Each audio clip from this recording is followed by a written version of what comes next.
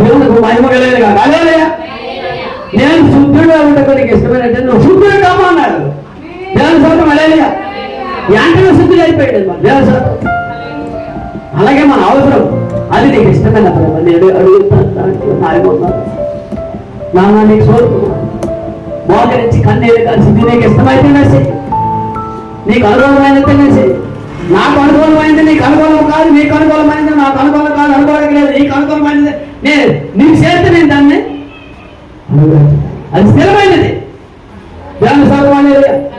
అది స్థిరమైనది, నీకు అనుకూలమైనది, నీకు ఇష్టమైనది నేను అడుగుతున్నాను తండ్రి. కాకపోతే మీరు చెయ్యండి ఇక దాన్ని పరీక్ష. ఒక అవ్వలేదంటే దాన్ని కష్టం అనేది ఒక పరీక్షతో కూడుతుంది. స్వాదన అనేది వేరే. స్వాదన అంటే ఉండదు, వెళ్ళిపోతుంది దేవుని స్తోత్రం. కష్టం వచ్చినా ఆయనకి ఇష్టంగా నడిస్తే అదే ఉండదు, ఎది వెళ్ళిపోతుంది దేవుని స్తోత్రం. హల్లెలూయా.